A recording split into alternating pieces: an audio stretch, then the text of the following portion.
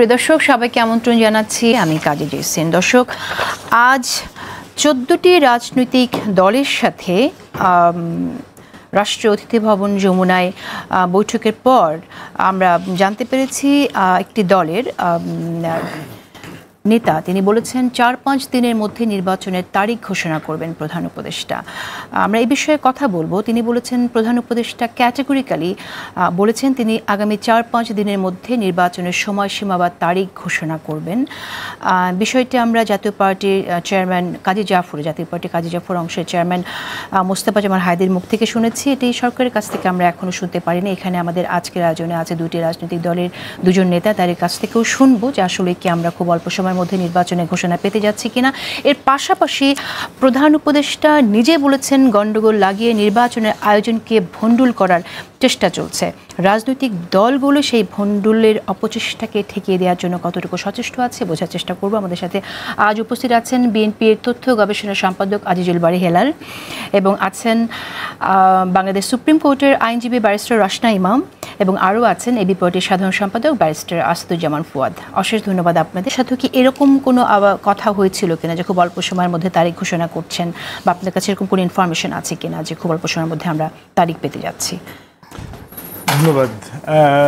না, এক্স্যাক্টলি আমাদের party chairman মিটিংয়ে ছিলেন তখন অবশ্যই আপনার মনে থাকার কথা যে মাইলস্টোনের ঘটনা এবং সচিবালয়ে আক্রমণের ঘটনাটা খুব তাজা ছিল।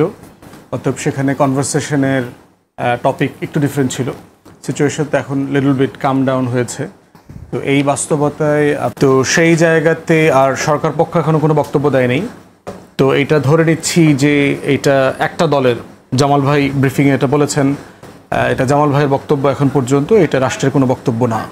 অস্থিরতাটা কি আসলে হচ্ছে যে দলগুলো নির্বাচনের কথা বলছে, নির্বাচনের স্পষ্ট রোডম্যাপ বা ডেট চাইছে, সেটা বলার জন্যই কি অস্থিরতা হচ্ছে? মানে মোটা দাগে তো আপনার রাজনৈতিক দলগুলোর পক্ষ থেকে অস্থিরতা তো তাই যে আপনার প্রত্যেকটা ক্যাওয়াসের সাথে ধারণা করা হচ্ছে নির্বাচনের দিন তারিখটা দিয়ে দিলেই সচিবালয়ে ঘেরাও হইতো না, মাইলস্টোনে বিমানটা ধসে পড়তো না, গোপালগঞ্জে ওখানে মারামারিটা হইতো না। শুধু ওই দিনটা, মানে একদিন যদি আমাকে বলে দিত, মানে আমার যে প্রেমের দিনটা যদি কোন দিন বলে দিত, সেই দিন তো আমাকে ফুল দিব, এরপরে আর ঝগড়াঝাটি হইতো না, মান অভিমান হইতো না। কিন্তু আমি বোধ করছি যে আমরা এমন একটা সময় বাস করছি যে টোটাল কনভারসেশনটা ছিল যে একটা হিস্টোরিক অপরচুনিটি ফর রিফর্মস।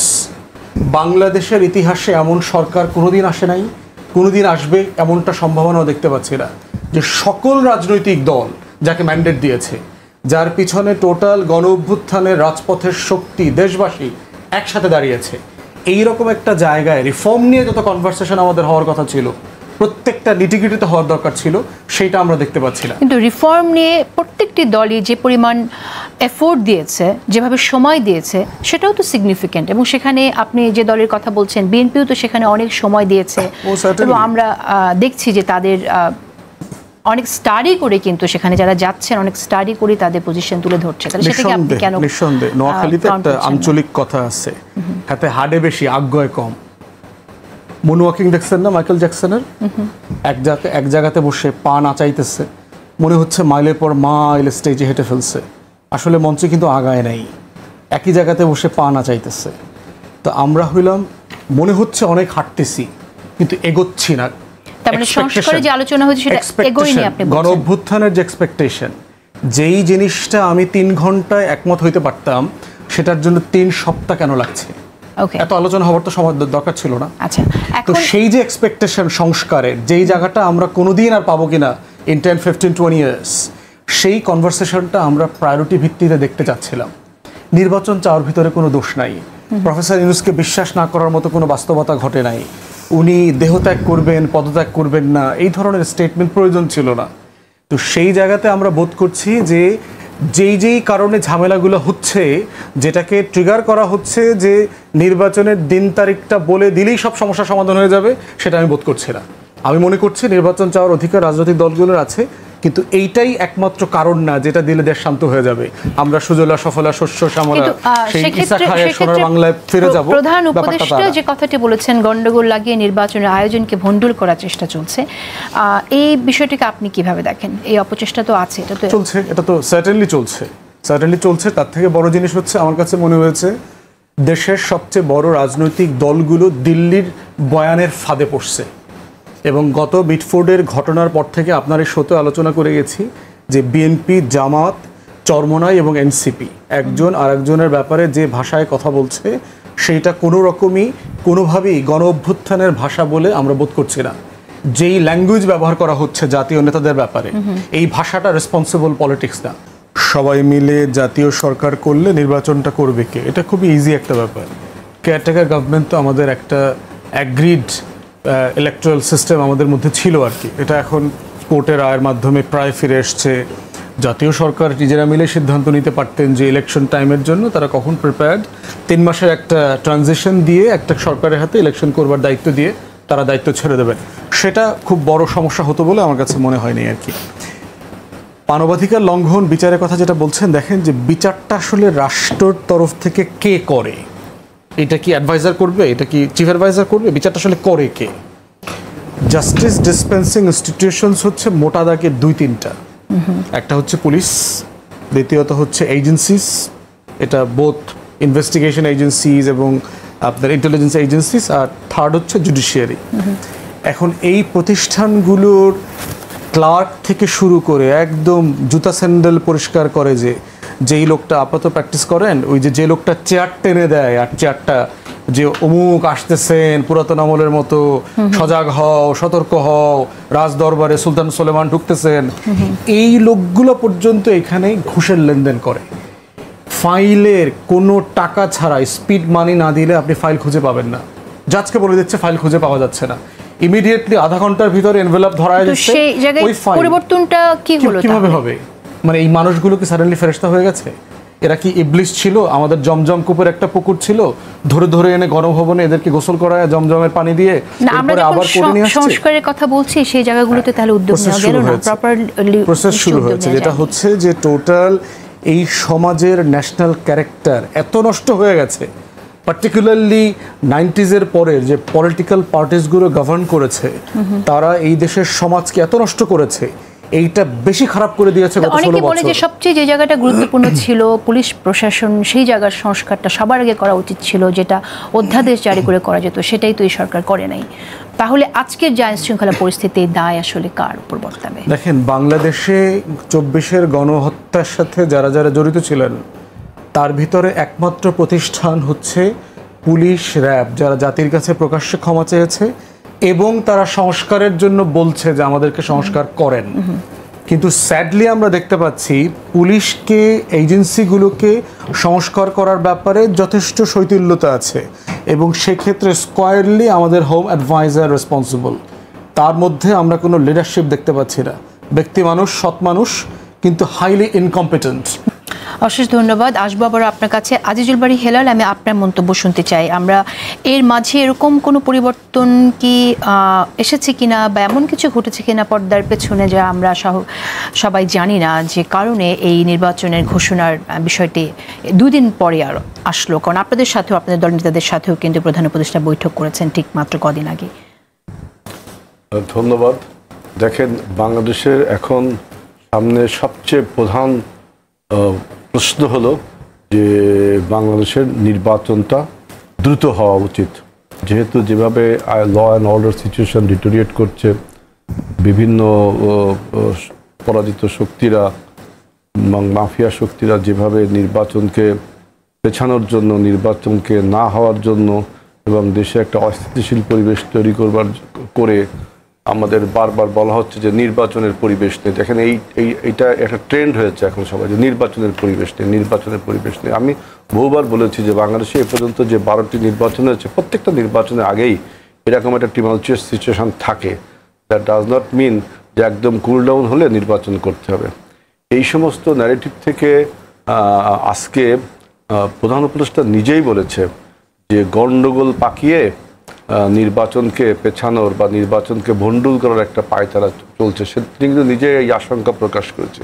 এইটাই হলো ইম্পর্টেন্ট আমাদের ডাউট, যে উনি এটা যে বললেন, এখন কি এইটাকে আবার উনি এইটাকে বেঞ্চমার্ক ধরে বা এইটাকে প্রায়োরিটি দিয়ে যদি নির্বাচনকে এখন পিছিয়ে নেই বা নির্বাচনকে যদি অনির্দিষ্টকালের জন্য পিছিয়ে নেই, তাহলে তো আমি এই মনে করব যে অভ্যুত্থানের পরবর্তীতে যে স্বপ্ন নিয়ে আমাদের যাত্রা শুরু হয়েছিল, এখন দেখছি যে বাংলাদেশের সার্বভৌমত্ব টিকে রাখা তখন কঠিন হবে, যেখানে প্রধান উপদেষ্টা নিজেই বলছেন, তিনি আশঙ্কা প্রকাশ করছেন যে গণ্ডগোল পাকিয়ে, এবং বলছে যে সমস্ত রাজনৈতিক দল যদি ঐক্যবদ্ধ থাকে, অর্থাৎ কিছু আপনি কি মনে করেন যে নির্বাচনের তারিখ ঘোষণা হলে সে অস্থিরতাটা কেটে যাবে? যেমনটি আসলে অনেকবার বলেছি, দেখেন আমি আমার এই বক্তব্য হাইপোথেটিক্যাল, যে আমার ধারণা এই 12টি নির্বাচন পর্যবেক্ষণ করে, গত 12টি নির্বাচন 73 সাল থেকে, যে যখনই নির্বাচনের ডেট ঘোষণা করা হবে, সবাই যখন নির্বাচনে নেমে যাবে, তখন কিন্তু আইন শৃঙ্খলা রক্ষাকারী বাহিনী, তারপরে আপনার অ্যাডমিনিস্ট্রেশন, এরা সবাই কিন্তু একটা নির্বাচনটাকে ফ্রি অ্যান্ড ফেয়ার করবার জন্য তারা একটা উদ্যোগী হবে এবং সেরকম অ্যাক্টিভলি তারা কাজ করবে। কারণ তারা দেখছে যে কোনো নির্বাচনকে ম্যানিপুলেট করলে বা কোনো জায়গায় পার্সিয়ালিটি করলে কি পরিণতি হয়। 5ই আগস্টের পরে আমরা কয়েকজন নির্বাচন কমিশনার এবং কয়েকজন ল এনফোর্সিং এজেন্সিজ এবং আপনার অ্যাডমিনিস্ট্রেশনের কর্তাদের পরিণতি দেখে আমি এটা বলছি যে যদি নির্বাচনের ডেট ঘোষণা করা হয়, বাংলাদেশ দেখবেন অনেক এই যে এত তর্ক এবং বিতর্ক, এই সবাই একটা বিন্দুতে এসে পৌঁছাবে এবং বাংলাদেশ গণতন্ত্রের দিকে যাত্রা করবে। কিন্তু আপনি যদি বিভিন্ন ন্যারেটিভ তুলে একটা দুর্বল, এবং দেখবেন ন্যারেটিভগুলো সব কিন্তু যে সরকারটা গঠিত হবে সেই সরকারকে দুর্বল করার উদ্দেশ্য। আপনি দেখবেন যে সরকারকে গঠিত হবে, যেমন দেখেন প্রধানমন্ত্রী যিনি হবেন তিনি দলের প্রধান হতে পারবেন না, ইললজিক একটা কথা না? যে দল আপনার সংখ্যাগরিষ্ঠ সংসদে যাবে তারাই ঠিক করবে যে তারা কাকে প্রধানমন্ত্রী বানাবেন। এখানে যদি আপনি ওখান থেকে অঙ্গুলি হেলন করে নির্দেশ দেন, মনে রাখবেন যে পলিটিক্স ইজ এ কালচার। এটা কোনো কে প্রধানমন্ত্রী থাকবেন এবং যিনি প্রধানমন্ত্রী হবেন তিনি দলীয় প্রধান থাকবেন কিনা, সেই আলোচনাটা তো সংস্কার কমিশনের আলোচনা, এটার সাথে নির্বাচন কেন রিলেটেড? আমি বলছি যে নির্বাচনের ডেটটা ঘোষণা করলে নির্বাচনটা হলো, কিন্তু উদ্দেশ্য দেখবেন যে পরবর্তীতে যে সরকারটা হবে তাকে কিভাবে দুর্বল করা যায়, তাকে কিভাবে দুর্বল করা যায়। ঠিক আছে, আমি প্রধানমন্ত্রীর ক্ষমতাকে এমনভাবে আষ্টেপৃষ্ঠে বেঁধে রাখা হচ্ছে যে প্রধান নির্বাহী তিনি রাষ্ট্র পরিচালনা করতে পারবেন না, বিভিন্ন ক্ষমতার ভর কেন্দ্র তৈরি করা হচ্ছে। এমনি আপনি দেখেন, একটা উদাহরণ দিই, যে মাইলস্টোন স্কুলের এই আপনার এই ঘটনার পরে পরীক্ষা পেছাতে হবে, প্রধান উপদেষ্টা শিক্ষা উপদেষ্টা বলছেন, অথচ শিক্ষা সচিব, এটা আমি পত্রিকা যেটা শিক্ষা সচিব বলছেন পেছানো যাবে না। ক্ষমতার ভর কেন্দ্রটা দেখেন, যদি ক্ষমতাটা নিয়মতান্ত্রিকভাবে থাকতো তাহলে কিন্তু আজকে এই বদনামটা সরকার নিতে হতো না, যে অনেক রাত্রে পরীক্ষা পিছিয়ে দিল। প্রধান উপদেষ্টা বলছেন পরীক্ষা পিছাতে যাবে, এখানে তো তার হাতে ক্ষমতা থাকার পরও আমার মনে হয় তিনি মানে সঠিকভাবে সদ্ব্যবহার তিনি করতে পারেননি। প্রধানমন্ত্রীর ক্ষমতাকে যখন আপনি কুক্ষিগত বা আষ্টেপৃষ্ঠে বেঁধে রাখবেন, তখন রাষ্ট্রটা কিভাবে চলবে বলেন? রাষ্ট্র চলতে পারবে? বিভিন্ন জায়গায় পাওয়ার সেন্টারে একটা হজবরল অবস্থা সৃষ্টি হবে। ঠিক আছে, আমি আসবো আপনার কাছে আবারও। আমি ব্যারিস্টার রাশনা ইমাম আপনার কাছে শুনতে চাই যে অস্থিরতা আছে, এটা আমরা জানি, এবং প্রধান উপদেষ্টা যে কথাটা বলেছেন যে নির্বাচন ভণ্ডুল করার জন্য একটা চেষ্টা আছে, সেই সম্পর্কেও আমরা জানি। এখন ডেট দিয়ে দিলেই সেই সংখ্যাটা কেটে যাবে কিনা? ব্যারিস্টার আসাদুজ্জামান ফুয়াদ যেমনটি বললেন যে ডেট দিলেও অস্থিরতা কাটবে না, আপনার কি মত? জি, প্রথমে বলবো যে ডেট দিলেই যে ওভারনাইট অস্থিরতা কেটে যাবে তা না, কিন্তু ডেট দেওয়ার সঙ্গে সঙ্গে একটা পরিবর্তন আসবে, যে সবাই কিন্তু তখন একটা ডিরেকশন, একটা পারপাস চলে আসবে যে আমরা কোন দিকে আগাচ্ছি। এতদিন যেরকম নির্বাচন নিয়ে একটা ধোঁয়াশা ছিল, কারো কোনো ধরনের ধারণা ছিল না কবে নির্বাচন হবে, তারপরে তো একটা আশার আলো দেখতে পেল যখন উনি অ্যানাউন্স করলেন যে ফেব্রুয়ারি মাসে হবে। তো এখন যদি একটু সুনির্দিষ্ট ডেট দিয়ে দেন, কিছু দূর হলেও তো একটা পারপাস, একটা ডিরেকশন পাবে, সবাই পাবে। অ্যাটলিস্ট যে শক্তিগুলো নির্বাচন চাচ্ছে, যারা গণতন্ত্রে বিশ্বাস করে, এবং গণতন্ত্রে আপনি যদি বিশ্বাস করে থাকেন তাহলে আপনার নির্বাচনের তাৎপর্যটা আন্ডারমাইন করলে হবে না। যেরকম নানা ধরনের নির্বাচন পেছানোর তো অনেক ধরনের পায়তারায় আমরা দেখেছি, তার মধ্যে রিসেন্ট তো গোপালগঞ্জের ঘটনাটা, সচিবালয়ের ঘটনাটা, যেটা মাইলস্টোনের পরে হলো, তারপরে অবরুদ্ধ করে রাখলো যে দুজন উপদেষ্টাকে। তো এগুলো তো আইন শৃঙ্খলার পরিস্থিতিটা বিগড়ানোর একটা উদ্দেশ্য। এবং আমার জানা মতে আমি কয়েকটা জায়গায় দেখলাম যে আজকের বৈঠকে প্রধান উপদেষ্টা যে 14 দলের সাথে বসেছেন, ওখানে মনে হয় উনি কিছু দূর ইঙ্গিত দিয়েছেন যে ইনফরমেশন পেয়েছে যে এখানে পতিত সরকারের লোকজন ইনভলভড ছিলেন, ইন্টেলিজেন্স ফোর্সেস থেকে জেনেছেন। তো তারা তো পায়তারা করছেই, সেটা এক ধরনের বাধা নির্বাচনের পথে। আরেকটা বাধা আমরা দেখেছি যে নানা ধরনের তর্ক বিতর্ক দাবি যেগুলো দেয়া হচ্ছে, যেরকম সংস্কার আগে নির্বাচন পরে, ন্যায় বিচার আগে নির্বাচন পরে, এগুলো তো মানে বেশ কিছু দূর অযৌক্তিক। কারণ ন্যায় বিচার আগে নির্বাচন পরে হতে পারে না। ন্যায় বিচার চারটিখানি ব্যাপার না, ন্যায় বিচার একটা সময় সাপেক্ষ প্রক্রিয়া, যেটা অনেক সময় লাগবে এবং সময় কিছু দূর লাগা উচিত। যেটা আমি বারবারই একই কথা বলেছি যে আন্তর্জাতিক অপরাধ ট্রাইব্যুনালে যতগুলো ট্রায়ালস ছিল আওয়ামী লীগ আমলে, এগুলো কিন্তু তড়িঘড়ি করে করা হয়েছিল, তারপরেও প্রায় 2.5 বছরের মতো লেগেছে এবং পুরোপুরি প্রশ্নবিদ্ধ ছিল। আমরা তো চাই না যে এই পতিত আওয়ামী লীগ সরকারের যারা যে ট্রায়ালসগুলো হচ্ছে সেটা কোনোভাবে প্রশ্নবিদ্ধ হোক। তার অর্থ এই যে ধীরে সুস্থে আমি বলছি না, বা ডিউ প্রসেস ফলো করে সময় নিয়ে বিচারটা করা উচিত।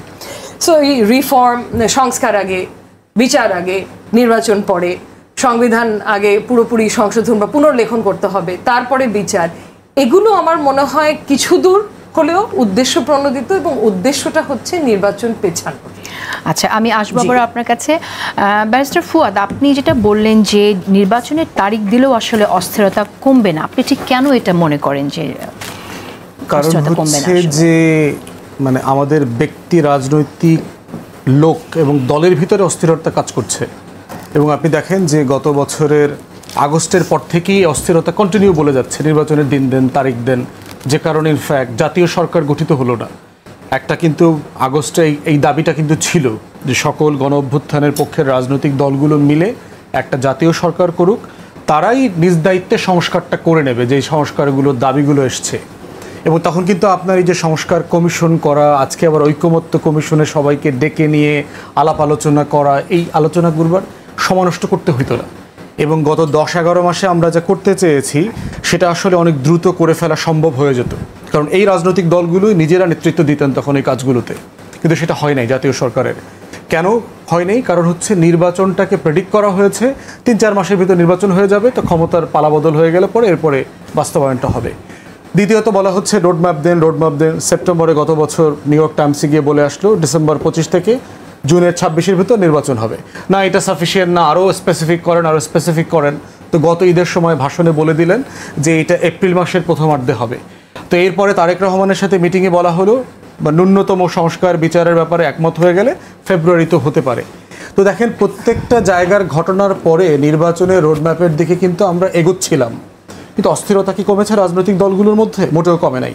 তারা কি নির্বাচনের দাবি দেওয়া তারা যতটুকু করছেন সেটা বলা কি কমিয়েছেন? না, কমেন নাই। এর মানে কি তারা চাওয়াটা অন্যায়? না, সেটা অন্যায় না। কিন্তু আমরা সবাই একটা প্রশ্ন করি, সেটা হচ্ছে যে অস্থিরতাটা কি আসলে হচ্ছে যে দলগুলো নির্বাচনের কথা বলছে, নির্বাচনের স্পষ্ট রোডম্যাপ বা ডেট চাইছে, সেটা বলার জন্যই কি অস্থিরতা হচ্ছে? মানে মোটা দাগে তো আপনার রাজনৈতিক দলগুলোর পক্ষ থেকে অস্থিরতা তো তাই যে আপনার প্রত্যেকটা ক্যাওয়াসের সাথে ধারণা করা হচ্ছে নির্বাচনের দিন তারিখটা দিয়ে দিলেই সচিবালয়ে ঘেরাও হইতো না, মাইলস্টোনে বিমানটা ধসে পড়তো না, গোপালগঞ্জে ওখানে মারামারিটা হইতো না। শুধু ওই দিনটা, মানে একদিন যদি আমাকে বলে দিত, মানে আমার যে প্রেমের দিনটা যদি কোন দিন বলে দিত, সেই দিন তোমাকে ফুল দিব, এরপরে আর ঝগড়াঝাটি হইতো না, মান অভিমান হইতো না। কিন্তু আমি বোধ করছি যে আমরা এমন একটা সময় বাস করছি যে টোটাল কনভারসেশনটা ছিল যে একটা হিস্টোরিক অপরচুনিটি ফর রিফর্মস। বাংলাদেশের ইতিহাসে এমন সরকার কোনোদিন আসে নাই, কোনোদিন আসবে এমনটা সম্ভাবনাও দেখতে পাচ্ছি না, যে সকল রাজনৈতিক দল যাকে ম্যান্ডেট দিয়েছে, যার পিছনে টোটাল গণ অভ্যুত্থানের রাজপথের শক্তি, দেশবাসী একসাথে দাঁড়িয়েছে, এইরকম একটা জায়গায় রিফর্ম নিয়ে যত কনভারসেশন আমাদের হওয়ার কথা ছিল, প্রত্যেকটা নিটিগিটিতে হওয়ার দরকার ছিল, সেইটা আমরা দেখতে পাচ্ছি না। কিন্তু রিফর্ম নিয়ে প্রত্যেকটি দলই যে পরিমাণ এফোর্ট দিয়েছে, যেভাবে সময় দিয়েছে, সেটাও তো সিগনিফিক্যান্ট। এবং সেখানে আপনি যে দলের কথা বলছেন, বিএনপিও তো সেখানে অনেক সময় দিয়েছে এবং আমরা দেখছি যে তাদের অনেক স্টাডি করে কিন্তু সেখানে যারা যাচ্ছেন অনেক স্টাডি করে তাদের পজিশন তুলে ধরছে। তাহলে সেটাকে আপনি কেন? নিঃসন্দেহে নোয়াখালীতে একটা আঞ্চলিক কথা আছে, হাতে হাড়ে বেশি আজ্ঞায় কম। মুনওয়াকিং দেখছেন না মাইকেল জ্যাকসনের? এক জায়গাতে বসে পা নাচাইতেছে, মনে হচ্ছে মাইলের পর মাইল স্টেজে হেঁটে ফেলছে, আসলে মঞ্চে কিন্তু আগায় নাই, একই জায়গাতে বসে পা নাচাইতেছে। তো আমরা হইলাম মনে হচ্ছে অনেক হাঁটতেছি, কিন্তু এগোচ্ছি না। তার মানে সংস্কারে যে আলোচনা হয়েছে সেটা এগোয়নি আপনি বলছেন। গণ অভ্যুত্থানের যে এক্সপেকটেশন, যেই জিনিসটা আমি 3 ঘন্টায় একমত হইতে পারতাম, সেটার জন্য 3 সপ্তাহ কেন লাগছে? ওকে, এত আলোচনা হওয়ার তো সময় দরকার ছিল না। আচ্ছা, তো এখন সেই যে এক্সপেকটেশন সংস্কারের, যেই জায়গাটা আমরা কোনোদিন আর পাবো কিনা ইন 10, 15, 20 ইয়ার্স, সেই কনভারসেশনটা আমরা প্রায়োরিটি ভিত্তিতে দেখতে চাচ্ছিলাম। নির্বাচন চাওয়ার ভিতরে কোনো দোষ নাই। প্রফেসর ইউনূসকে বিশ্বাস না করার মতো কোনো বাস্তবতা ঘটে নাই। উনি দেহত্যাগ করবেন, পদত্যাগ করবেন না, এই ধরনের স্টেটমেন্ট প্রয়োজন ছিল না। তো সেই জায়গাতে আমরা বোধ করছি যে যেই কারণে ঝামেলাগুলো হচ্ছে, যেটাকে ট্রিগার করা হচ্ছে যে নির্বাচনের দিন তারিখটা বলে দিলেই সব সমস্যার সমাধান হয়ে যাবে, সেটা আমি বোধ করছি না। আমি মনে করছি নির্বাচন চাওয়ার অধিকার রাজনৈতিক দলগুলোর আছে, কিন্তু এইটাই একমাত্র কারণ না যেটা দিলে দেশ শান্ত হয়ে যাবে। আমরা সুজলা সফলা শস্য শ্যামলা সেই ইসা খায়ের সোনার বাংলায় ফিরে যাব। প্রধান উপদেষ্টা যে কথাটি বলেছেন, গন্ডগোল লাগিয়ে নির্বাচনের আয়োজনকে ভণ্ডুল করার চেষ্টা চলছে, এই বিষয়টিকে আপনি কিভাবে দেখেন? এই অপচেষ্টা তো আছে, এটা তো চলছে, এটা তো সার্টেনলি চলছে। তার থেকে বড় জিনিস হচ্ছে আমার কাছে মনে হয়েছে দেশের সবচেয়ে বড় রাজনৈতিক দলগুলো দিল্লির বয়ানের ফাঁদে পড়ছে। এবং গত বিটফোর্ডের ঘটনার পর থেকে আপনার এই শোতে আলোচনা করে গেছি যে বিএনপি, জামাত, চরমোনাই এবং এনসিপি একজন আরেকজনের ব্যাপারে যে ভাষায় কথা বলছে, সেইটা কোনো রকমই কোনোভাবেই গণ অভ্যুত্থানের ভাষা বলে আমরা বোধ করছি না। যেই ল্যাঙ্গুয়েজ ব্যবহার করা হচ্ছে জাতীয় নেতাদের ব্যাপারে, এই ভাষাটা রেসপন্সিবল পলিটিক্স না, নতুন রাজনৈতিক বন্দোবস্তের কিন্তু মধ্যে সেক্ষেত্রে পড়ে না। এই রাজনীতি যারা করছে তারা তো আপনাদের এই ভাই ব্রাদার, আপনারা তাদেরকে কি উপদেশ দিচ্ছেন? এই যে এখন বলছি, এই যে হেলাল ভাই আমার বড় ভাই, আমার রাজনৈতিক সিনিয়র সহকর্মী, উনি শুনছেন, উপদেশ দেওয়ার মতো বেয়াদবি তো আমরা করছি আচ্ছা, না। একটা আমি আরো অন্যান্য দলের কথাও বলেছি, তাদেরকেও সেই একইভাবে আপনারা বলছেন কিনা পর্দার সামনে এবং পেছনে সে আলাপও শুনবো। আজিজুল বারী হেলাল, আমি আপনার কাছে আসবো। ব্যারিস্টার আসর ফুয়াদ যেমনটি বললেন নোয়াখালীর ভাষায় যে সংস্কার কমিশনে কি তেমনটি বেশি হাঁটাহাঁটি হচ্ছে, এগুলো কম হচ্ছে কিনা আপনার কাছে শুনে নিই। আমার সাথে আমি এটা একমত যে একটা সার্কাস শুরু হয়েছে এখানে, যে নতুন নতুন ন্যারেটিভ তোলা হচ্ছে। এবং আমার প্রশ্ন যে ওই ঐক্যমত কমিশন, উনি নিজেই কি ঐক্য চায়? সমস্ত দলগুলো বিভিন্ন বিষয়ে যখনই ঐক্যমত হয় তখন নতুন আরেকটি ন্যারেটিভ তোলে। যেমন একবার বলা হলো যে জুলাই সনদ বা জাতীয় সনদে সবাই যেটা ঐক্যমত হবো সেটাই জুলাই সনদ। ডক্টর ইউনূস বললেন যে আপনার জুলাই সনদকে আরও সমৃদ্ধ করা যায় কি না। তখন আমি বলেছিলাম এটা আর একটা সমস্যা। এমনি আমাদের রাজনৈতিক দলগুলো, পৃথিবীর কোনো রাজনৈতিক দলগুলো সব বিষয়ে একমত হয় না। যেখানে একমত হয়েছে সেটাকে আরও কেন লিঙ্গারিং করতে হবে? তারপরে দেখেন যে এই ঐক্যমত কমিশন হঠাৎ করে বলল, ওই যে আমি প্রথমে যেটা বললাম যে প্রধানমন্ত্রী আর দলীয় প্রধান এক থাকতে পারবেন না, এটা আর একজনের রাইট অফ প্রিভিলেজকে নষ্ট করা হয়। এবং একটা দলের ব্যক্তির রাইট অফ প্রিভিলেজ এবং দলেরও রাইট অফ প্রিভিলেজকে নষ্ট করা হয়। এই যে কারণ পলিটিক্সটা মনে রাখতে হবে, পলিটিক্স ইজ এ কালচার। এটা কোনো অ্যাসোসিয়েশন না, এটা কোনো এনজিও না, বা এটা কোনো সংস্থা না। এটা একটা জনগণের সাথে রাজনীতিবিদদের একটা অলিখিত চুক্তি। এইখানে আপনি কিছু ডুজ অ্যান্ড ডোন্টস দিয়ে আপনি পলিটিক্সকে কোনো ছকে ফেলতে পারবেন না। পলিটিক্সের একটা মাল্টি ডাইমেনশনাল দিক থাকে। আর একটা কথা যে নির্বাচন যে পেছানোর এবং অনিশ্চয়তার দিকে কেন হচ্ছে, ওই যে বললাম না ঐক্যমত কমিশনে যে দেখবেন যে বাংলাদেশের এখন অনেক রাজনৈতিক দল, তারা বাংলাদেশের পলিটিক্সে কতটা ম্যাটার করে এটা জনগণের বিচার্য বিষয়। এবং অনেক পলিটিক্যাল পার্সোনালিটি তারা প্রত্যেক দিন ঐক্যমত কমিশনে যাচ্ছেন, টেলিভিশনে লাইভ দেখানো হচ্ছে, তাদের বক্তব্য নেওয়া হচ্ছে। এটা কাইন্ড অফ এনজয়মেন্ট আর কি, যে আমি এনজয় করছি যে বাংলাদেশের রাষ্ট্রপরিচালনায় আমি সামনের সারিতে আছি। অতএব যদি নির্বাচনে অনিশ্চয়তা করা যায়, নির্বাচন আমি তো ক্ষমতায় আলটিমেটলি, আমি এনজয়িং দিস। আরেকটা আছে খুবই মারাত্মক জিনিস, যে আপনারা জানেন যে বাংলাদেশকে স্যাটেলাইট রাষ্ট্র বা মক্কেল রাষ্ট্র বানানোর একটা পায়তারা সেই অখণ্ড ভারত ওই থিওরি থেকে রয়েছে এখনও, এবং তাদের সমস্ত ব্রেন চাইল্ড বাংলাদেশে স্যাচুরেটেড হয়ে আছে। সুতরাং নির্বাচনের অনিশ্চয়তা তৈরি হলে, একটা পলিটিক্যাল অনিশ্চয়তা তৈরি হবে, তখন আর একটা রাষ্ট্রের, প্রতিবেশী রাষ্ট্রের আপনার ওই যে স্যাটেলাইট রাষ্ট্র হিসাবে পরিণত করতে সহজ হবে। আর একটা হচ্ছে যে রিফর্ম আমরা বারবার বলি, এই রিফর্ম যদি করতে হয় তার জন্য তো নির্বাচন দরকার। আপনি নির্বাচনকে এমন একটা অবস্থায় নিয়ে গিয়েছেন যে নির্বাচন চাওয়াটা যাবে না। আগে রিফর্ম, আগে বিচার, আগে অমুক তমুক, এই যা কিছু বলেন, এর জন্য তো একটা নির্বাচন দরকার। নির্বাচিত সরকারই তো এগুলো আপনার অ্যাপ্রুভ করবে। তারপরে আমরা যে ভয় থেকে বলছি, পলিটিক্যাল যে অভিজ্ঞতা আমাদের, দেখেন 2007 সালে বা 2007 সালে যে 111-এর সরকার এসেছিল, তারা যে সমস্ত বয়ান তুলেছিল, সংস্কার পরিবারতন্ত্র খাদে পড়ে গেছে দেশ, এইটা করতে হবে সেইটা করতে হবে, তার থেকে আমরা কি পেয়েছিলাম? 17 বছরের একটা ফ্যাসিবাদ পেয়েছিলাম, আর পেয়েছিলাম বাংলাদেশ ইন্ডিয়ার করদরাজ্যে পরিণত হয়েছিল। এই জন্য আমাদের ভয় হয় যে আবারও সে একই বয়ান তুলছেন। সুতরাং যদি একটা আপনি নির্বাচনের বিভিন্ন রকম ডেট ঘোষণা করা হয়েছে, সুনির্দিষ্ট করা হয়, তাহলে ফুয়াদ ভাই যেটা বলছে, আমি তার অন্য একটা দিক দিয়ে, উনি একটা অংশ বললেন, অন্য একটা দিকে বলছেন। 111-এর পরে যে ঘটনাটি ঘটেছে সেটা তো আমরা জানি, এবং 111-এর সময় যা হয়েছে সেটাও আমরা দেখেছি। আপনারা কি এখনো সেই আশঙ্কা করেন? এখন আমি তো বলছি তো যে যদি এই দেখেন, সরকারকে, ভবিষ্যৎ সরকারকে দুর্বল করার প্রচেষ্টা মানে কি? মানে দুর্বল করার প্রচেষ্টা মানে কি? ভবিষ্যৎ সরকার যদি দুর্বল হয় তাহলে তিউনিসিয়ার মতো অবস্থা হবে, অথবা আপনার মিশরের যে বিপ্লব যেভাবে ব্যর্থ হলো সেরকম অবস্থা হবে, অথবা আফগানিস্তানের যে হামিদ কারজাই সরকার এবং ইরাকের যে আব্দুল ঘানি সরকার, এই টাইপের কোনো দিকে, এগুলো সমস্ত কিন্তু আমরা সন্দেহ করতেই পারি। আর ফুয়াদ ভাইয়ের উদ্দেশ্যে আর একটা কথা বলি, ফুয়াদ ভাই, আমি আরও বহু টেলিভিশনে আপনার সামনে বলেছি, দেখেন আমরা যদি আজকে জাতীয় সরকার গঠন করতাম তাহলে কি আপনি নির্বাচনটা করতে পারতেন? তাহলে তো হাসিনার আমাদের মধ্যে পার্থক্য থাকতো না। উনিও আমি আর দামি নির্বাচন করেছিল বলে তো আজকে তার বিদায় নিতে হলো। তা আমরা তো তাই করতাম যদি আমরা সবাই মিলে সরকার গঠন করি। নির্বাচনটা কে কার সাথে করতো? কনফ্লিক্ট অফ ইন্টারেস্ট হতো না? অতএব এই যে থিওরিটা, আপনি একটা পার্ট দেখলেন, আমি আর একটা পার্ট বলছি, যে আমরা সবাই মিলে সরকার গঠন করতো, নির্বাচনটা কে কার সাথে করতো? আমি ক্ষমতা, আমি একটা এটা নিয়ে ভিন্ন ব্যাখ্যাও আছে। আমরা এই আলোচনাটায় আজকে গভীরে যেতে চাই না, আমি আসবো আপনার কাছে। কিন্তু রাশনাই মামা, আপনার কাছে একটু শুনতে চাই যে সংস্কারের কিছু জায়গা আমরা দেখছি রাজনৈতিক দলগুলো ঐক্যমতে পৌঁছেছে, নির্বাচন কমিশন গঠন থেকে শুরু করে আরও বেশ কিছু বিষয়ে ঐক্যমত হয়েছে, কিন্তু ক্ষমতার ভারসাম্য নিয়ে যে কথাটি আসছে, আমরা মনে হচ্ছে যে ওই জায়গাতেই এখনো পর্যন্ত আটকে আছে দলগুলো। আপনি কিভাবে দেখেন যে আসলে কতটুকু এগিয়েছে? এটা একটা বিষয়। আর এরপরের আমি আরেকটু প্রসঙ্গ চেঞ্জ করতে চাই, সেটা হচ্ছে আপনি জানেন যে গোপালগঞ্জে মানবাধিকার লঙ্ঘিত হয়েছে এরকম একটি রিপোর্ট দিয়েছে আইন ও সালিশ কেন্দ্র। আপনি রিপোর্টটা হয়তো দেখেছেন, আমি আপনার কাছে জানতে চাই, আমার প্রশ্ন হচ্ছে যে অন্তর্বর্তী সরকারের সময়ে মানবাধিকার লঙ্ঘন হয়েছে, এই অভিযোগটা তো আমাদের জন্য খুব দুঃখজনক। আপনি কিভাবে দেখছেন? প্রথমে আমরা যদি সংস্কার কমিশনগুলোর কথা বলি,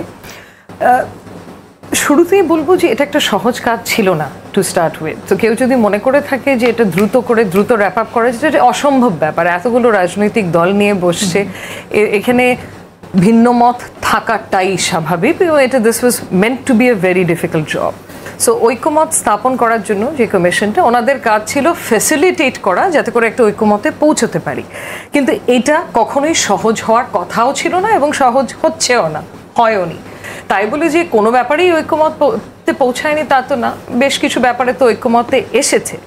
সো সেগুলোর সংস্কার করে নির্বাচনের দিকে এগিয়ে যাওয়াটা উচিত। কিন্তু এখানে আরেকটা কথা বলবো, অনেকগুলো ব্যাপারে ঐক্যমত হয়েছে, যেরকম দ্বিকক্ষ বিশিষ্ট সংসদ, এই সংস্কারটা তো এখন করা সম্ভব না, কারণ এই সংস্কার করতে গেলে আপনার সংবিধানে হাত দিতে হবে। সংবিধানে সংসদ ছাড়া হাত দিতে পারবো না, সংসদ আসবে নির্বাচনের মাধ্যমে। আচ্ছা, সংবিধান পুনর্লেখন করতে হলেও আমাদের গণপরিষদ দরকার, যার জন্য আমাদের নির্বাচন দরকার। সো এগুলোও কিন্তু সব সংস্কার যে ব্যাপারে ঐক্যমত এসেছে সেগুলো করাও কিন্তু এখন সম্ভব না। সো যেগুলো শুধু একটা অধ্যাদেশ জারির মাধ্যমে করা সম্ভব, যেগুলো কিছু দূর আমরা দেখেছি, যেরকম আমাদের বিচার বিভাগের কথা বললে, যে একটা কাউন্সিল যে গঠন করেছে সুপ্রিম কোর্টের বিচারক নিয়োগ করার জন্য একটা অধ্যাদেশের মাধ্যমে, সো অধ্যাদেশের মাধ্যমে যে সংস্কারগুলোতে ঐক্যমত স্থাপন করতে পেরেছে সেগুলো করে নির্বাচনের দিকে এগিয়ে যাওয়া। সো ওভাবেই তো আগাচ্ছে। হ্যাঁ, এটা ইজি হওয়ার কথা না, এই কাজটা ইজি হচ্ছেও না, অনেক ধরনের মত আসছে। তো আমি জিনিসটাকে এভাবেই বিবেচনা করছি। এবার আপনার সেকেন্ড পয়েন্টটা অত্যন্ত দুঃখজনক, কারণ আমাদের আশা আকাঙ্ক্ষা সব কিছু ছিল যে এই সরকার এসে অন্তত মানবাধিকার লঙ্ঘন ঢালাওভাবে এই সরকারের অধীনে হবে না। বিশেষ করে এই সরকারের উপদেষ্টাদের দিকে যদি আপনি তাকান, ওনাদের মধ্যে তো বেশিরভাগই ছিলেন হিউম্যান রাইটস অ্যাক্টিভিস্ট ছিলেন, সারা জীবন মানবাধিকার নিয়েই লড়াই করেছে।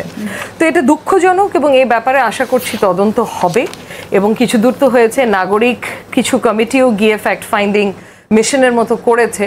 তো আশা করছি ওনারা আইন লিগ্যাল অ্যাকশন নেবেন যারাই দোষী সাব্যস্ত হচ্ছেন, এবং যদি বের হয় যে পুলিশ বল প্রয়োগ করেছে যেটা বেআইনি ছিল বা এক্সেসিভ ইউজ অফ ফোর্স বা ডিসপ্রপোর্শনেট, সেক্ষেত্রে আশা করছি যে তাদের এগেনস্টে আইনানুগ ব্যবস্থা নেওয়া হবে এবং দ্রুত নেওয়া হবে। ধন্যবাদ আপনাকে। একটা পয়েন্ট যুক্ত করব, গোপালগঞ্জে গেলে যে এরকম একটা আশঙ্কা কিন্তু সবারই ছিল, তার খুব একটা জ্ঞানী গুণী ব্যক্তি হতে হয় না টু আন্ডারস্ট্যান্ড যে গোপালগঞ্জে গেলে এ ধরনের একটা সমস্যা হতে পারে। তাহলে তো সরকারের হয়তো উচিত ছিল আর একটু প্রিপেয়ার্ড থাকা, যে এনসিপি যখন গোপালগঞ্জে যাচ্ছেন, ওটা নিয়ে আমি কমেন্ট নাই করলাম যে ওনারা কি উদ্দেশ্যে গেছেন, বাট যাচ্ছেন যখন, এটা নিয়ে তো অনেক ঝামেলা হতে পারে, কারণ গোপালগঞ্জ আমরা জানি প্রিডমিনেন্টলি আওয়ামী লীগ এলাকা ছিলেন। তাহলে পর্যাপ্ত সংখ্যক প্রিপারেশন কি নিয়েছিলেন আমাদের হোম অ্যাডভাইজার বা হোম মিনিস্ট্রি বা পুলিশ? আমার তো মনে হচ্ছে না। ওনার একটাই বক্তব্য দেখলাম, উনি বলছেন আমরা এক্সপেক্ট করিনি এত খারাপ অবস্থা হবে। কেন এক্সপেক্ট করেনি?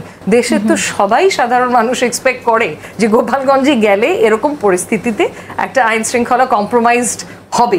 কিন্তু এর আগে মিটিং করে এসেছে, বিএনপিও এখানে প্রোগ্রাম করেছে, তবে আবার সংঘর্ষের এক্সাম্পল আছে, দুটোই আছে। আরো প্রিপেয়ার হওয়া উচিত ছিল। ব্যারিস্টার আসিফুজ্জামান ফুয়াদ, আমি একটু জানতে চাই যে আপনি যেমনটি শুনলেন যে মানবাধিকার লঙ্ঘিত হয়েছে গোপালগঞ্জে, যেটা আশক বলছে আইন ও সালিশ কেন্দ্র, এর পাশাপাশি অধিকারী একটি রিপোর্ট দিচ্ছে, সেখানেও আমরা দেখছি যে এপ্রিল থেকে জুন পর্যন্ত রাজনৈতিক সহিংসতায় নিহত 72 জন, গণপিটুনিতে 19 জন নিহত, এবং এখানে বলছে এপ্রিল থেকে জুন পর্যন্ত 8 জন বিচার বহির্ভূত হত্যাকাণ্ডের শিকার হয়েছেন। এর মধ্যে 5 জন পুলিশ, 1 জন র্যাব এবং 1 জন কোস্টগার্ড এবং 1 জন যৌথ বাহিনীর হাতে হত্যার শিকার হন। তো এই সরকারের ভেতরে ব্যারিস্টার রাশনা ইমাম যেমন বললেন যে মানবাধিকার নিয়ে উচ্চকিত ছিলেন বিগত 15 বছর ফ্যাসিস্ট সরকারের সময়ে, সেরকম উপদেষ্টা এখানে আছেন। এরপরও আমরা দেখছি যে বিচার বহির্ভূত হত্যাকাণ্ডের শিকার হয়েছেন মানুষ। কেন আসলে নিশ্চিত করা যায় না, সুশাসন নিশ্চিত করা গেল না কেন? আপনার কাছে শুনতে চাই। প্রথমত হচ্ছে হেলাল ভাই যেটা জিজ্ঞেস করেছেন যে সবাই মিলে জাতীয় সরকার করলে নির্বাচনটা করবে কে, এটা খুবই ইজি একটা ব্যাপার। কেয়ারটেকার গভর্নমেন্ট তো আমাদের একটা অ্যাগ্রিড ইলেকট্রাল সিস্টেম আমাদের মধ্যে ছিল আর কি, এটা এখন কোর্টের রায়ের মাধ্যমে প্রায় ফিরে এসছে। জাতীয় সরকার নিজেরা মিলে সিদ্ধান্ত নিতে পারতেন যে ইলেকশন টাইমের জন্য তারা কখন প্রিপেয়ার্ড, 3 মাসের একটা ট্রানজিশন দিয়ে একটা সরকারের হাতে ইলেকশন করবার দায়িত্ব দিয়ে তারা দায়িত্ব ছেড়ে দেবেন। সেটা খুব বড় সমস্যা হতো বলে আমার কাছে মনে হয়নি আর কি। মানবাধিকার লঙ্ঘন বিচারের কথা যেটা বলছেন, দেখেন যে বিচারটা আসলে রাষ্ট্রের তরফ থেকে কে করে, এটা কি অ্যাডভাইজার করবে, এটা কি চিফ অ্যাডভাইজার করবে, বিচারটা আসলে করে কে? জাস্টিস ডিসপেন্সিং ইনস্টিটিউশনস হচ্ছে মোটা দাগে 2-3টা। একটা হচ্ছে পুলিশ, দ্বিতীয়ত হচ্ছে এজেন্সিস, এটা বোথ ইনভেস্টিগেশন এজেন্সিজ এবং আপনার ইন্টেলিজেন্স এজেন্সিস, আর থার্ড হচ্ছে জুডিশিয়ারি। এখন এই প্রতিষ্ঠানগুলোর ক্লার্ক থেকে শুরু করে একদম জুতা স্যান্ডেল পরিষ্কার করে যে যেই লোকটা আপাতত প্র্যাকটিস করেন, ওই যে লোকটা চেয়ার টেনে দেয়, আর চেয়ারটা যে অমুক আসতেছেন পুরাতন আমলের মতো, সজাগ হও, সতর্ক হও, রাজ দরবারে সুলতান সুলেমান ঢুকতেছেন, এই লোকগুলো পর্যন্ত এখানে ঘুষের লেনদেন করে। ফাইলের কোনো টাকা ছাড়াই স্পিড মানি না দিলে আপনি ফাইল খুঁজে পাবেন না। জাজকে বলে দিচ্ছে ফাইল খুঁজে পাওয়া যাচ্ছে না, ইমিডিয়েটলি আধা ঘন্টার ভিতরে এনভেলপ ধরা যাচ্ছে। সেই জায়গায় পরিবর্তনটা কি হলো, কিভাবে হবে? মানে এই মানুষগুলো কি সাডেনলি ফেরেশতা হয়ে গেছে? এরা কি ইবলিস ছিল? আমাদের জমজম কূপের একটা পুকুর ছিল, ধরে ধরে এনে গণভবনে এদেরকে গোসল করায় জমজমের পানি দিয়ে, আমরা আবার করে নিয়ে আসছে। সংস্কারের কথা বলছি, সেই জায়গাগুলোতে তাহলে উদ্যোগ নেওয়া গেল না, প্রপারলি প্রসেস শুরু হয়েছে। যেটা হচ্ছে যে টোটাল এই সমাজের ন্যাশনাল ক্যারেক্টার এত নষ্ট হয়ে গেছে, পার্টিকুলারলি 90s পরের যে পলিটিক্যাল পার্টিসগুলো গভর্ন করেছে, তারা এই দেশের সমাজকে এত নষ্ট করেছে, এইটা বেশি খারাপ করে দিয়েছে গত 16 বছর। অনেকে বলে যে সবচেয়ে যে জায়গাটা গুরুত্বপূর্ণ ছিল পুলিশ প্রশাসন, সেই জায়গার সংস্কারটা সবার আগে করা উচিত ছিল, যেটা অধ্যাদেশ জারি করে করা যেত, সেটাই তো এই সরকার করে নাই। তাহলে আজকের যে আইন শৃঙ্খলা পরিস্থিতি, দায় আসলে কার উপর বর্তাবে? দেখেন, বাংলাদেশে 24-এর গণহত্যার সাথে যারা যারা জড়িত ছিলেন, তার ভিতরে একমাত্র প্রতিষ্ঠান হচ্ছে পুলিশ, র্যাব, যারা জাতির কাছে প্রকাশ্যে ক্ষমা চেয়েছে এবং তারা সংস্কারের জন্য বলছে যে আমাদেরকে সংস্কার করেন। কিন্তু স্যাডলি আমরা দেখতে পাচ্ছি পুলিশকে, এজেন্সিগুলোকে সংস্কার করার ব্যাপারে যথেষ্ট শৈথিল্যতা আছে, এবং সেক্ষেত্রে স্কোয়ারলি আমাদের হোম অ্যাডভাইজার রেসপন্সিবল। তার মধ্যে আমরা কোনো লিডারশিপ দেখতে পাচ্ছি না। ব্যক্তি মানুষ, সৎ মানুষ, কিন্তু হাইলি ইনকম্পিটেন্ট। জাতীয় ঐক্যমত কমিশন কি এটা তাদের আওতায় নিতে পারছে না? পুলিশ প্রশাসন এখন পর্যন্ত যে এজেন্ডা তারা দিয়েছে সেখানে নাই। আমরা এবং অন্য অনেকগুলো পলিটিক্যাল পার্টি ক্লেম করেছি যে পুলিশ এবং জনপ্রশাসন আমলাতন্ত্রের সংস্কার নিয়ে ন্যূনতম হাফ ডে কনভারসেশন হতে হবে। কেন হতে হবে? যে আপনি যার জন্য সংস্কার অ্যাগ্রি করবেন বাস্তবায়ন করবে কে? এই দুইটা জায়গায় হচ্ছে রাষ্ট্রের সংস্কার বাস্তবায়নের রুট। সেই আমলাতন্ত্র নিয়ে কোনো আলোচনা হচ্ছে না। এবং আমলাতন্ত্র কী কী সংস্কারের উদ্যোগ নিয়েছে? তাদের সকল পাবলিক টয়লেট যেন পরিষ্কার পরিচ্ছন্ন থাকে, সেখানে যেন টিস্যু পেপার থাকে, সাবান থাকে, সেগুলো তো করবার তারা উদ্যোগ নিয়েছেন। জুডিশিয়ারিতে দেখেন আমরা একজন যোগ্য অ্যাটর্নি জেনারেল দিয়েছি, একজন চিফ জাস্টিস দিয়েছি, একজন ভালো আইন উপদেষ্টা দিয়েছি। আপা জানেন ব্যাকডোরে যে গসিপ হচ্ছে জুডিশিয়াল অ্যাপয়েন্টমেন্ট নিয়ে হুয়ার দেয় তারা বিভিন্ন রাজনৈতিক দলের বড় বড় বিগ শটের চেম্বারের অমুক চেম্বারের খালাতো ভাই, তমুক চেম্বারের মামাতো ভাই, তমুক চেম্বারের ছোট উকিল, অমুক চেম্বারের খালতো বোনের জামাই, ওই দেশ থেকে ধৈরা আনা, সেই দেশ থেকে ধৈরা আনা। তাহলে প্রশ্ন হচ্ছে the best and brightest from the both bar and the lower judiciary, যেটার জন্য আমরা এক্সপেক্ট করেছিলাম, সেই লিডারশিপও দেখতে পাচ্ছি না। হেল্প করছে আমাদের পলিটিক্যাল পার্টি যারা বড় বড় আইনজীবীরা আছেন, হেল্প করছেন না। ওনারা কাইন্ড অফ চিফ জাস্টিসকে অবরুদ্ধ করে ফেলেছেন যে ওনাদের তালিকা থেকে বিচারপতি বানাইতে হবে। ওয়াই?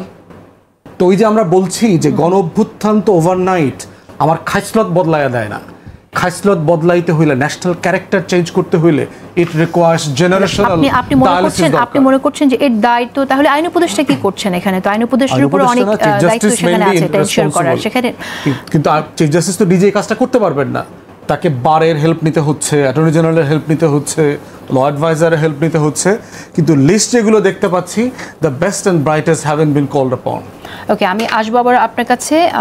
আজিজুল বারী হেলাল, যেহেতু বিচার বিভাগ নিয়ে কথা আসলো, আপনি এখানে আপনার কোনো মন্তব্য থাকলে অবশ্যই করবেন। তো আমি একটা প্রশ্ন আছে যে আপনাদের অ্যাক্টিং চেয়ারপারসন দেশে আসছেন না এখনও, এবং সেই প্রসঙ্গে একটি প্রশ্নের জবাবে আপনাদের মহাসচিব, বিএনপি মহাসচিব মির্জা ফখরুল ইসলাম আলমগীর, তিনি বলেছেন সময় নির্ধারণ এখনও হয়নি, এখনও ওনার একটি মামলা চূড়ান্ত অর্থাৎ শেষ হয়নি। এই মামলার সমাধান হয়ে গেলে আশা করছি শিগগির তিনি ফিরবেন। আমার প্রশ্ন হচ্ছে, আপনারা কি এই সময়ের বিচার বিভাগকে নিরপেক্ষ মনে করছেন না? বিচার বিভাগ ওনার আশা না আসার সাথে বিচার বিভাগের কি সম্পর্ক? না, কিন্তু তাহলে মামলা চূড়ান্ত হওয়ার পরে আসতে কেন হবে? আর কি উনি একটা দিক বলছেন যে মামলা, ওনার বিরুদ্ধে আরো মামলা আছে।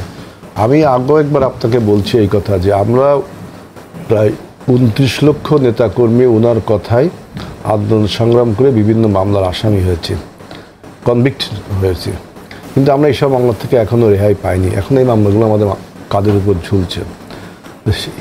তিনি আমাদের নেতা, তার সমস্ত মামলা তিনি মাফ হয়ে গেল বা চলে গেল, আর আমাদের মামলাগুলো রয়ে গেল।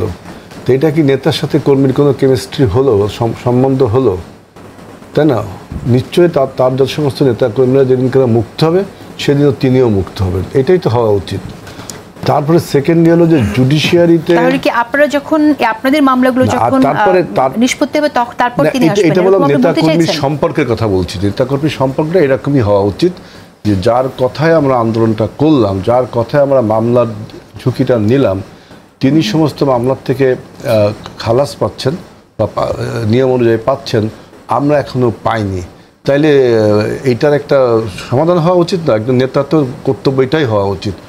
তারপরে এই প্রসঙ্গটা দেখবেন আপনি তোলা হয় যে তিনি কবে আসবেন, কি আসবেন, এটা খুবই আমার কাছে উদ্দেশ্য প্রণোদিত মনে হয়। যে বিএনপি ভারপ্রাপ্ত চেয়ারম্যান, তিনি তো দেশে আসবেনই, তিনি কবে আসবেন, কি আসবেন, এইটা আমার কাছে খুব একটা গুরুত্বপূর্ণ। এটা আমার কাছে উদ্দেশ্য মতো তোলা যাবে না, কেন তাকে উত্তর তো দিলাম, তোলা যাবে, কিন্তু আমার কাছে মনে হয় যে এর পেছনে কোনো একটা উদ্দেশ্য থাকে। যে বিএনপিকে, এখন তো আমি বললাম না, বিএনপিকে টার্গেট করে সমস্ত বয়ানগুলো করা হচ্ছে, বিএনপিকে দুর্বল করার। যে মানুষ যেহেতু বোঝে যে যদি একটা নির্বাচন হয়, ফ্রি এবং ফেয়ার ইলেকশন হয়, বিএনপি ক্ষমতায় যাবে, সেই বিএনপি সরকারটাকে দুর্বল করার জন্য যা যা ন্যারেটিভ উত্তরণ দরকার সবই তুলছে। আপনি দেখেন যে আপনারা যে সাংবাদিক যে প্রশ্ন করেছেন বিএনপি মহাসচিব, তিনিও ঠিক করেননি প্রশ্নটা। আমি ঠিক আছে, প্রশ্ন ঠিক আছে। মহাসচিব একটা দিক বলছেন যে তার একটা মামলা আছে, আমি আরো একটা দিক বললাম যে আমাদেরও অনেক মামলা আছে, সেইটা বললাম আমি, এবং আমাদেরও মামলা অনেক আছে, আমাদের সবার মনে যখন যাবে। জানেন যে আজকেই আমরা দেখলাম বিএনপি মহাসচিবের কথা বলেছে যে বাংলাদেশে দক্ষিণপন্থীদের উত্থান হচ্ছে, আপনিও কি তাই দেখছেন কিনা? তিনি উদ্বিগ্ন তাই বলেছেন, আপনিও দেখছেন কিনা? জি ধন্যবাদ। জি, আইন অঙ্গনতে প্রায় 22 বছর হয়ে গেল, সুপ্রিম কোর্টে প্র্যাকটিস করছি। তো প্রথমেই আমি ইতিবাচক যে কিছু সংস্কার অলরেডি হয়েছে এই অগস্টের পর থেকে সেগুলো দিয়ে শুরু করব। তার মধ্যে একটা তো আমরা দেখতে পেরেছি যে সুপ্রিম জুডিশিয়াল কাউন্সিল, যেটাকে বাতিল করে দেয়া হয়েছিল 16th অ্যামেন্ডমেন্টের মাধ্যমে, সেটা রিভাইভ করা হয়েছে এবং যে বিচারপতিদের নামে অভিযোগ উঠেছে তাদের ব্যাপারে তদন্ত করা শুরু করে দিয়েছে সুপ্রিম জুডিশিয়াল কাউন্সিল এবং বেশ কিছু পদক্ষেপও নিয়েছে। সো এই সরানোর, বিচারপতিদের অপসারণ করার যে ক্ষমতাটা যেটা পার্লামেন্টকে দিয়ে দিয়েছিল আওয়ামী লীগ সরকার, সেটা এখন আবার ফেরত গেছে সুপ্রিম জুডিশিয়াল কাউন্সিলের কাছে। সো এটা একটা বড় ধরনের সংস্কার অ্যান্ড ভেরি পজিটিভ একটা ডেভেলপমেন্ট। আমরা যদি স্বাধীন বিচার বিভাগ চাই, এটা সুপ্রিম জুডিশিয়াল কাউন্সিলের হাতেই রাখতে হবে, এটা সংসদের কাছে গেলে স্বাধীন হতে পারবে না বিচার বিভাগ।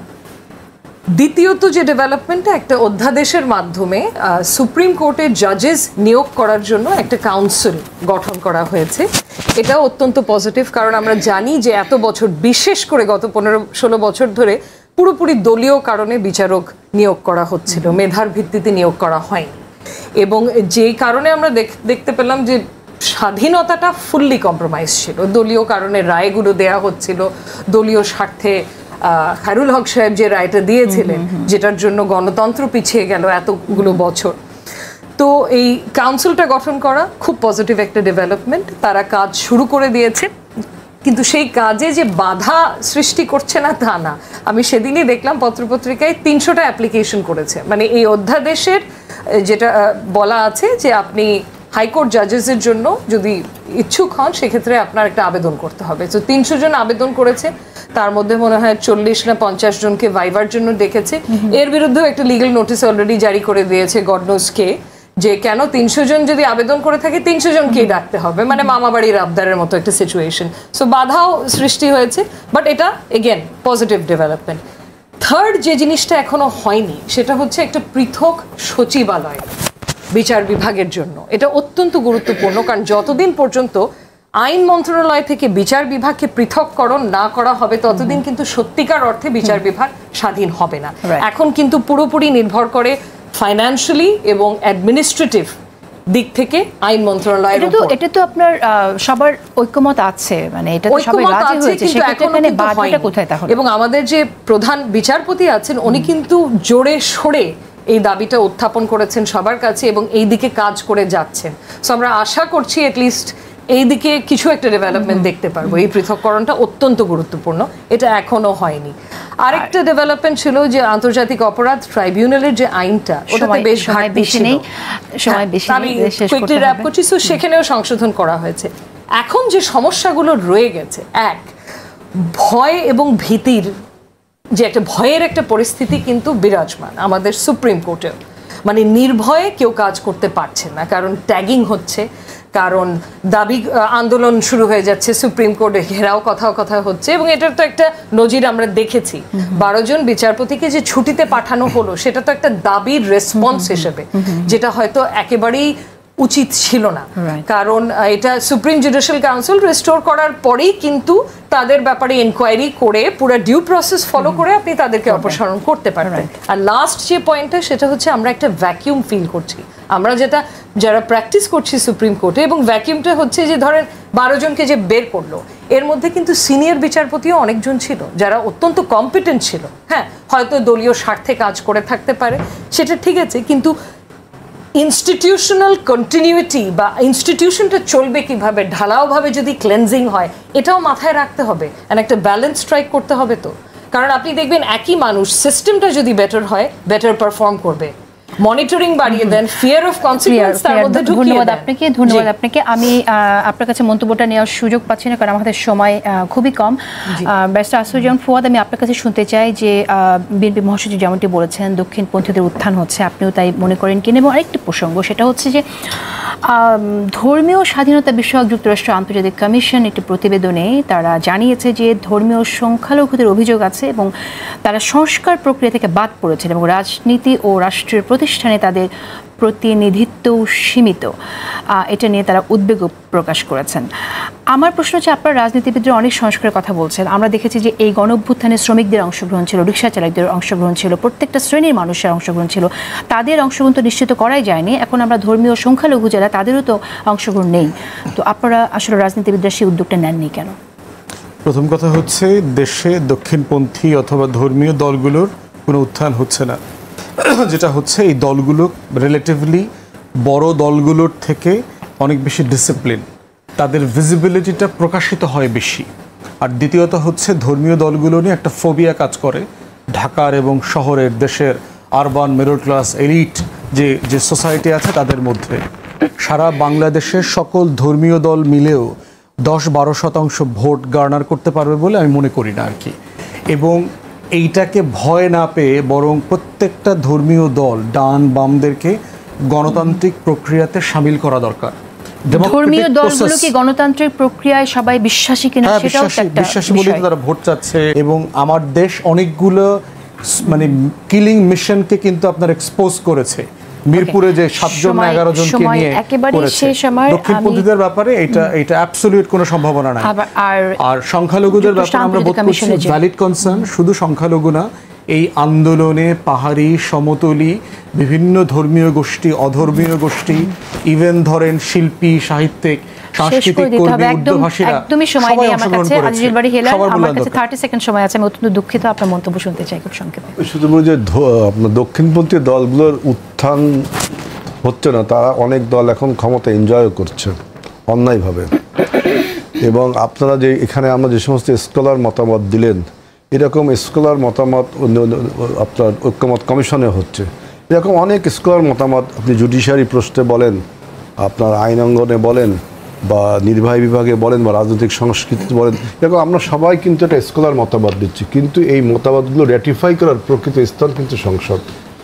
সুতরাং আমাদের যা আলোচনা হবে সেটা সংসদে আলোচনা হলে এই জিনিসটা আর কি আপনার র্যাটিফাই করার সুযোগ পাওয়া যায়। আর আপনি দেখেন যে গোপালগঞ্জের যে ঘটনাটা দেখেন, আপনি ওইটা ঘটনা কিন্তু ছিল। বিদায় নিচ্ছি, ভালো থাকুন সবাই।